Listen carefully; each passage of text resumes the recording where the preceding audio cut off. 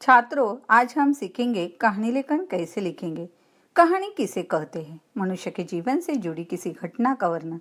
घटना यानी बीती घटी हुई। कहानी लिखते समय ध्यान दें, कहानी आरंभ करने से पहले शीर्षक देना चाहिए। मुद्दे अच्छी तरह से पढ़ ले। घटनाक्रम कैसा होगा यह निश्चित करें। भूतकाल में ही कहानी लिखे।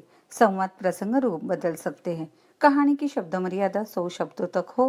कहानी काल घटनाक्रम के अनुसार हो। प्रसंग रूप वातावरण, शब्द भाषा संवाद अनुकूल ही हो। कहावतें, सुविचार और मुहावरों का उपयोग करें।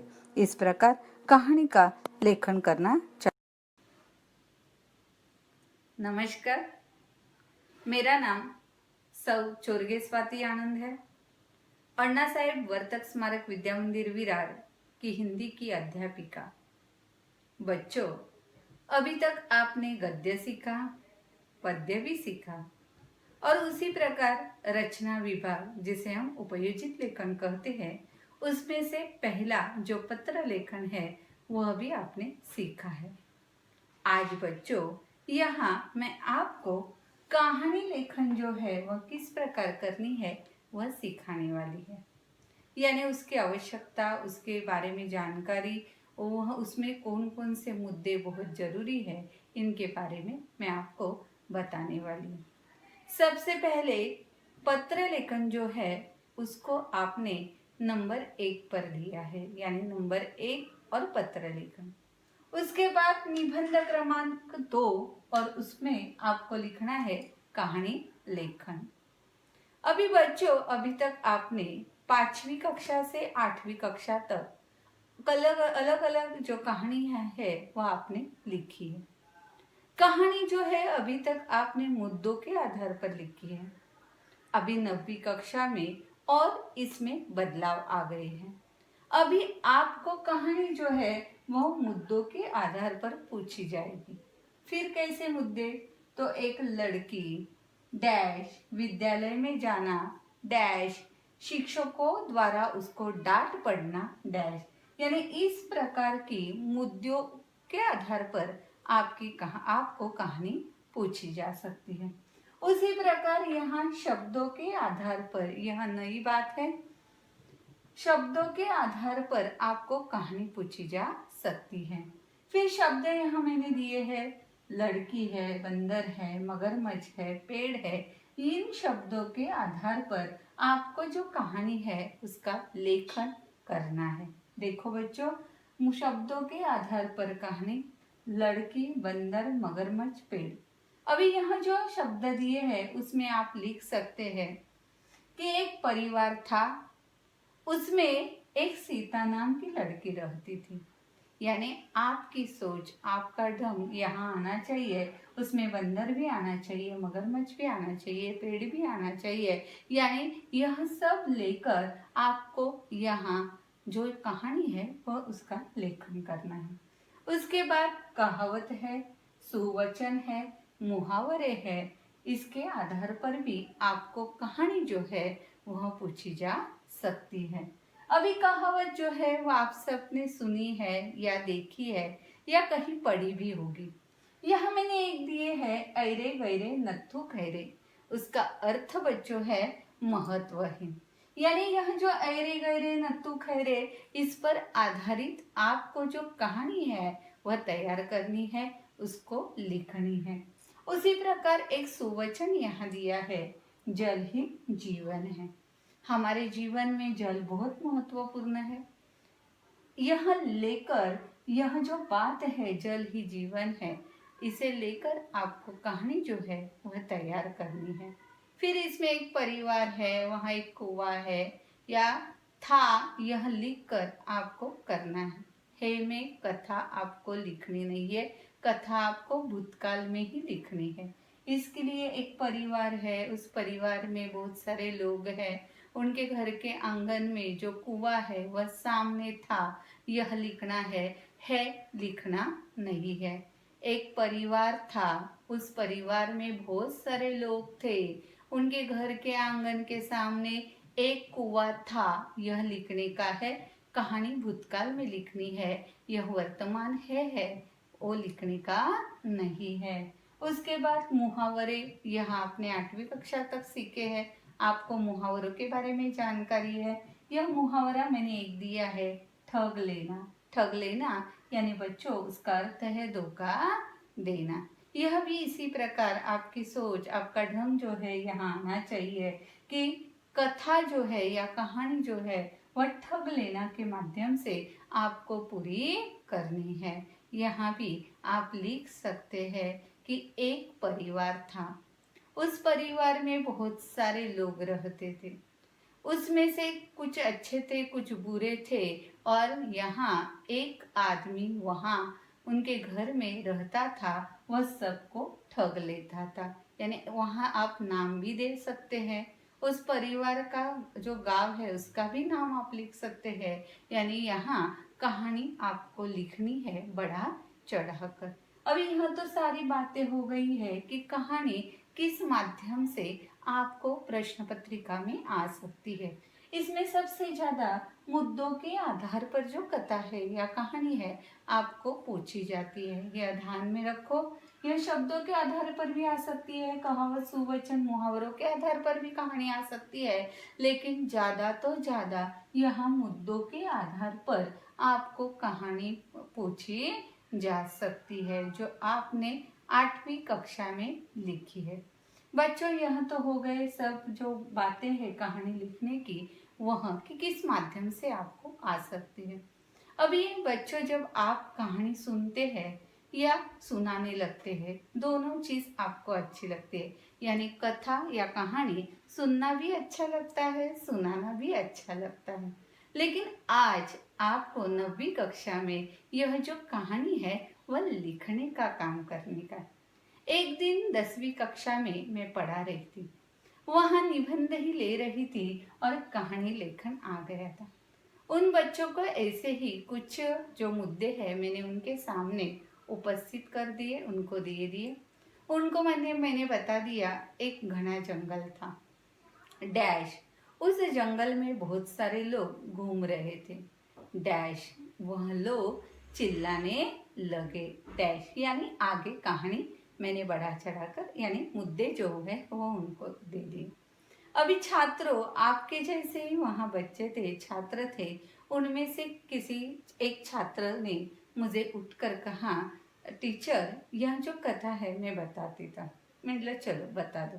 तो उसने कहा कि एक घना जंगल है, उस जंगल में बहुत सारे लोग घूमने फिरने के लिए ऐसे ही जाते हैं।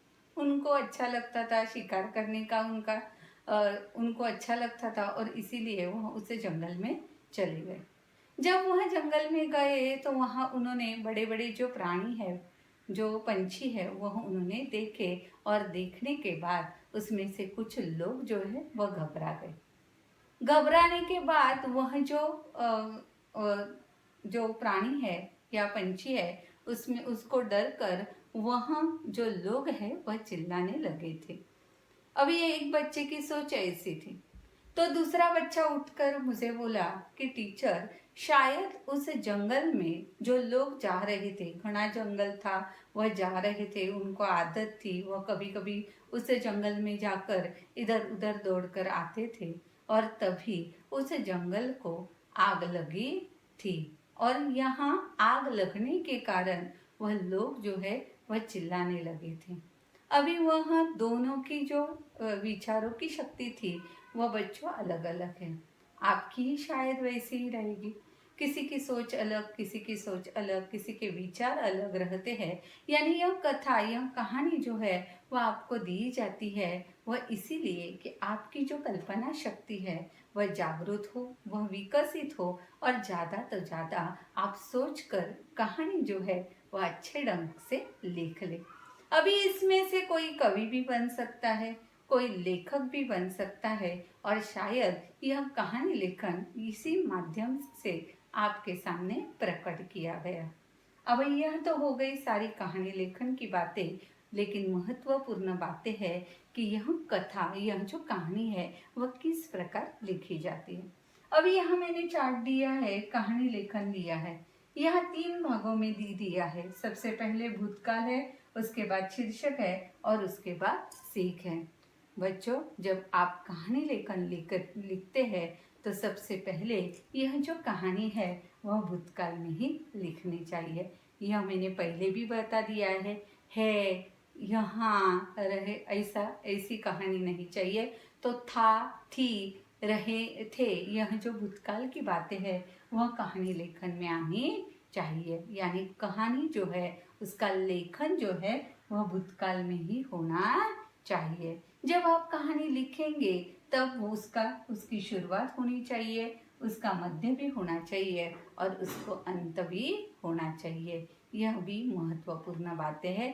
जब आप कहानी लिखेंगे तो उसका आरंभ है, मध्य है, अंत है। और बच्चों, इन तीनों बातों को एक अलग अलग जो अंक है वह दिए जाते हैं। इसके लिए यह सारी बातें कथा या कहानी लिखते वक्त बहुत ही महत्वपूर्ण है।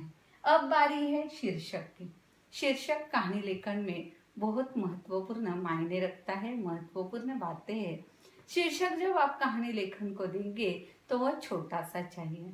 छोटा यानी 2 या 1 शब्द में जो शीर्षक है वह आपको लिखना है। यह शीर्षक जब आप लिखेंगे तो सबसे ऊपर यानी पहला शीर्षक आना चाहिए। देखो बच्चों, शीर्षक मार्मिक होना चाहिए। जो कहानी है उसे अच्छी तरह से पढ़कर उससे मिलजुल कर ही शीर्षक आपको लिखना है। और शीर्षक छोटा सा 2-1 शब्दों में लिखना चाहिए। यह शीर्षक सबसे ऊपर चाहिए। उसके बीच में आपकी जो कहानी है वह आनी चाहिए। कहानी में मैंने कहा है शुरुआत है, मध्य है और उसका अंत भी होना चाहिए। आखिर बात यहाँ सीख की है। सब कथा लिखने या कहानी लेखन करने के बाद जो उसमें से सीख आपको प्राप्त होती है उसे मराठी में बोध भी कहते हैं। यह बोध या यह सीख आपको सोचने पर ही उधर लिखनी है। सीख लिखने के बाद जो आप सीख लिखेंगे उसे भी एक अलग अंक दिया जाता है। यानी बच्चों, यह शीर्षक के लिए 1 अंक रहता है, 1 अंक सीख के लिए रहता है और बाकी बचे जो अंक है वह पूरे कहानी के लिए बांटे जाते हैं। इसलिए शीर्षक बहुत ही महत्वपूर्ण है और आपको वह लिखना ही है।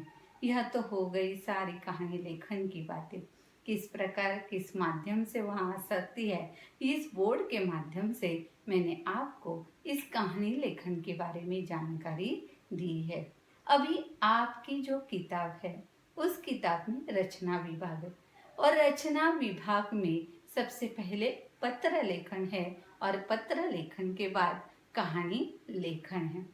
इस कहानी लेखन में जो पहली कथा या कहानी दी गई है, मुद्दों के आधार पर कहानी का लेखन करो। यह पहली कथा, यहाँ एक लड़की विद्यालय में जाना, यही कथा है। बच्चों, घर बैठकर आपको आपके निबंध के नोटबुक में लिखनी है।